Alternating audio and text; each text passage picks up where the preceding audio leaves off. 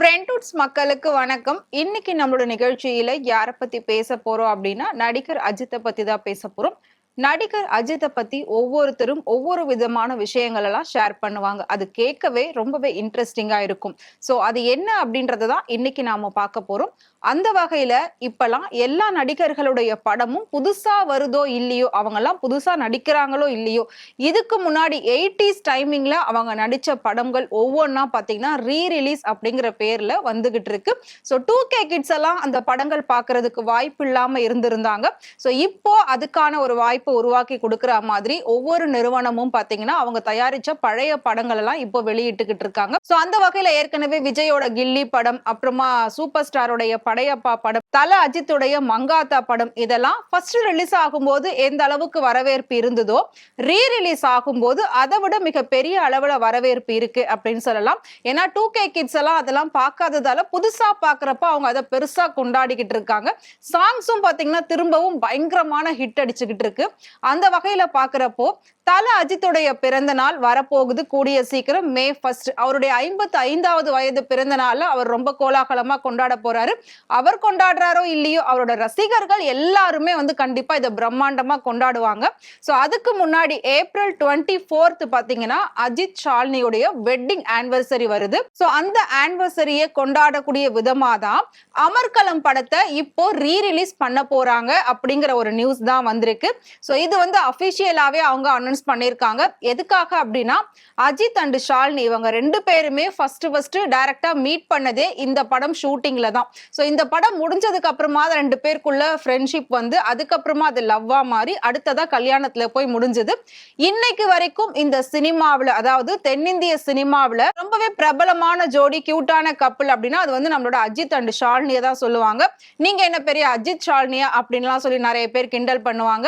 அதே மாதிரி தான் இப்போ வரைக்கும் நிறைய விஷயங்கள் போய்கிட்டு இருக்கு. சோ அந்த வகையில ஏப்ரல் 24 தான் இந்த படம் ரீரிலீஸ் ஆக போகுது. அதாவது அமர்கலம் படம் ரீரிலீஸ் ஆக போகுது. அதுக்கு முன்னாடி வரைக்கும் அஜித்தை நாம ஒரு லவ்வர் பாயா, சாக்லேட் பாயா அப்படிதான் பார்த்திருப்போம். ஏன்னா அவர் ரொம்ப ஒரு சாஃப்டான லவ் ஸ்டோரிஸ்ல தான் நடிச்சிருப்பாரு. பட் ஃபர்ஸ்ட் டைமா ஒரு டேர்னிங் பாயிண்டா இருந்தது இந்த படம் அஜித்துக்கு. ஏன்னா இதுல ஒரு அதிரடி ஆக்ஷன், ஒரு ரக்கடு பாய் மாதிரி இருப்பாரு. இப்போ நாம அதை ரக்கடு பாய் அப்படின்னு சொல்றோம்.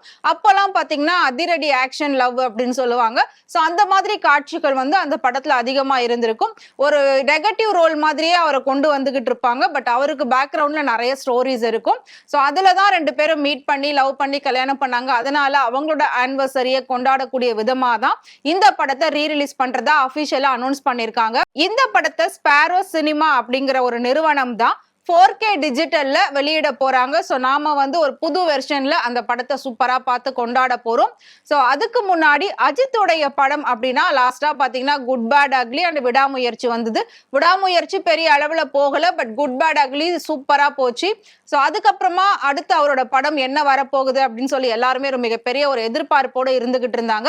சோ அஜித்துடைய அடுத்த படமும் ஆதிக் ரவிச்சந்திரன் தான் இயக்குறதா நிறைய தகவல்கள்லாம் ஓடிக்கிட்டு இருக்கு. இந்த நிலையில அஜித் ஒரு தயாரிப்பாளரா மாறிட்டாரு அப்படின்றது நமக்கு தெரியும். ஏற்கனவே நாம அதை பத்தி வீடியோவும் போட்டிருக்கோம். சோ அஜித்துடைய அடுத்த படத்துக்கு அவரே இணை தயாரிப்பாளரா இருக்கிறதுக்கான வாய்ப்பும் இருக்கு அப்படின்னு சொல்லியிருக்காங்க. ஏன்னா பொதுவா அஜித்தோட சம்பளம் ரொம்ப அதிகமா இருக்கிறதுனால ப்ரொடியூசர்ஸ் யாரும் பெருசா உள்ள வரமாட்டேங்கிறாங்க. ஏன்னா பட்ஜெட் ரொம்ப ஹையா போகுது அப்படின்றதுனாலையும் சோ இது மிகப்பெரிய ஒரு வசூல் சாதனை கொடுக்குமா இல்லையான்ற ஒரு கேள்வியும் அங்க இருக்கு. அதனாலேயே நிறைய ப்ரொடியூசர்ஸ் பின்வாங்குறாங்க. பட் டைரக்டர் அப்படின்னா ஆதிக் ரவிச்சந்திரன் அது பிக்ஸ் ஆயிடுச்சு. சோ இந்த படத்துக்கு ஒரு கோ ப்ரொடியூசரா அஜித்தும் வர்றதுக்கான வாய்ப்பு இருக்கு அப்படின்னு சொல்லப்பட்டிருக்கு. இந்த படத்தோட ஹீரோயின் ஸ்ரீலீலா. ஏன்னா இப்ப அவங்க தான் ரொம்ப ட்ரெண்டிங்ல இருந்துட்டு இருக்காங்க. மத்தபடி தமிழ்ல ட்ரெண்டிங்ல வேற எந்த ஹீரோயினும் இல்ல, ஸ்ரீலீலா தான் இப்போ இருக்காங்க. ரஷ்மிகா இருந்தாங்க, அவங்களுக்கும் இப்ப கல்யாணம் ஆயிடுச்சு. கல்யாணத்துக்கு அப்புறம் தொடர்ந்து அவங்க நடிக்கிறாங்களா இல்லையான்றதே பெரிய கேள்விக்குறியா இருக்கு.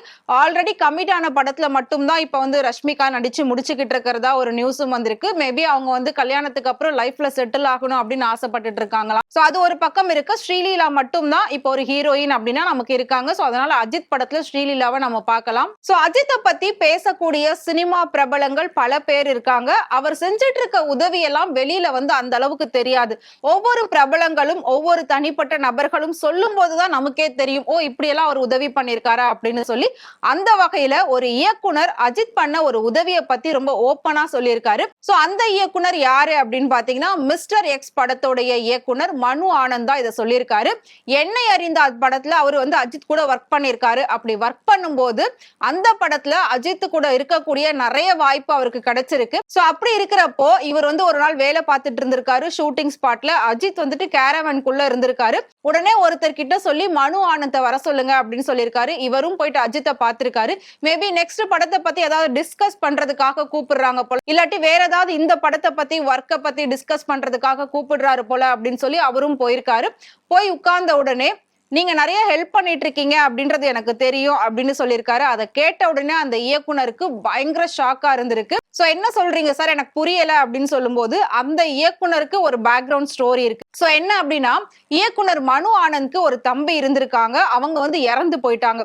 சோ அவங்க இறக்கும் போது நிறைய விஷயங்கள் வந்து ஒரு லெட்டர் மூலமா எழுதி வச்சிருக்காங்க. அது ஒவ்வொன்னா நிறைவேற்றிட்டு இருக்காங்க. சோ அப்படி இருக்கிற பட்சத்துல நிறைய மாற்றுத்திறனாளிகளுக்கு மனு ஆனந்தும் அவங்களோட அம்மாவும் சேர்ந்து ஒரு ஃபவுண்டேஷன் மூலமா ஹெல்ப் பண்ணிட்டு இருக்காங்க. சோ அந்த விஷயத்தை ஆல்ரெடி அஜித் வந்து கேள்விப்பட்டிருக்காரு. கேள்விப்பட்ட உடனே அந்த ஸ்பாட்ல அதை பத்தி எதுவும் பேசாம, நீங்களும் உங்களோட அம்மாவும் சேர்ந்து நிறைய நல்ல விஷயங்கள் பண்ணிக்கிட்டு இருக்கீங்க, அதுல என்னால முடிஞ்ச ஒரு சின்ன உதவி அப்படின்னு சொல்லி 5 லட்சம் ரூபாய் செக் எடுத்து ஆன் த ஸ்பாட்ல கையில கொடுத்திருக்காரு. சோ இதை பார்த்த உடனே அந்த மனு ஆனந்த் இயக்குனர் வந்து ரொம்பவே பிரமிச்சு போயிருக்காரு. ரொம்ப நெகிழ்ச்சியான ஒரு தருணமா இருந்தது அப்படின்னு சொல்லியிருக்காரு.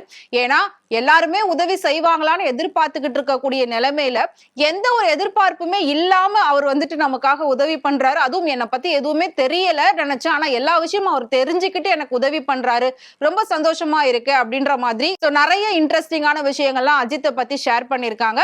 சோ இதனாலதான் தல அஜித்துக்கு உலகம் ஃபுல்லாவே ரசிகர்கள் இருக்காங்க போல இருக்கு. சோ கார் ரேஸ் அப்படின்னு போனதுக்கு அப்புறமா தான் யங்ஸ்டர்ஸோடைய ஃபாலோவிங் ரொம்பவே அதிகமாயிடுச்சு அஜித்துக்கு. சோ எப்படி அவர் சினிமாவில எல்லாருக்குமே மோட்டிவேஷனா இருக்காரோ அதே மாதிரி ரேஸ்லயும் இருந்துட்டு இருக்காரு. அவரை பார்க்கக்கூடிய பல யங்ஸ்டர் பாத்தீங்கன்னா இப்ப கார் ரேஸ் போகணும் அப்படின்னு சொல்லி கார் எல்லாம் கத்துக்க ஆரம்பிச்சிட்டு இருக்காங்க. சோ இந்தியாவை தாண்டி இந்தியாவோட பெருமையை வேர்ல்டு வைட் எல்லா இடத்துலயுமே அஜித் வந்து நிக்க செய்யறாரு அந்த பேரை. அந்த அளவுக்கு ஒவ்வொரு விஷயமும் பார்த்து பார்த்து பண்ணிட்டு இருக்காரு. சினிமா அப்படின்னு அதுலயே மூழ்கிடாம தனக்கு பிடிச்ச விஷயத்தையும் செஞ்சு அது மூலமா 4 பேர் வந்து ஒரு நல்ல நிலைமைக்கு வராங்களா அப்படின்றதையும் அவர் வந்து பார்த்துட்டு இருக்காரு. சோ அஜித் பிரேக் பண்ண ஒரே ஒரு விஷயம், ஆடே அவர் பண்ண மாட்டாருன்னு நினைச்சிட்டு இருந்தோம். பட் கேம்பா அப்படிங்கிற ஒரு ஆடும் அவர் பண்ணிட்டாரு. சோ அதுவும் ஒரு சில காரணங்களுக்காக தான் அவர் வந்து பண்ணிருக்காரு. சோ அஜித் நிறைய நல்ல விஷயங்கள் பண்ணிருக்காரு. பட் நம்ம எல்லாருக்குமே காமனா தெரிஞ்ச ஒரு விஷயம் என்ன அப்படின்னா அவர்கிட்ட வேலை பார்க்கக்கூடிய ஒவ்வொருத்தருக்குமே சொந்தமா வீடு கட்டி கொடுத்திருக்காரு அப்படின்றது நமக்கு தெரியும். சோ அதை தாண்டி அவர் மறைமுகமா நிறைய உதவிகள் பண்ணிட்டு இருக்காருன்றது பல பேருக்கு தெரியாது. சோ இப்ப நான் சொன்ன இந்த இன்ஃபர்மேஷனே ரொம்பவே புதுமையா தான் இருந்தது. சோ உங்களுக்கு அஜித்தை பிடிக்கும் அப்படின்னு நினைச்சீங்கன்னா மறக்காம அவரை பத்தி கமெண்ட்ல சொல்லுங்க. இதே மாதிரி சினிமாவை பத்தியும் நடிகர் நடிகைகளை பத்தியும் இன்ட்ரெஸ்டிங்கான விஷயங்கள் டே பை டே தெரிஞ்சுக்கணும் அப்படின்னு நினைச்சீங்கன்னா மறக்காம ஃப்ரெண்ட் டூர் சேனலை ஃபாலோ பண்ணிக்கோங்க.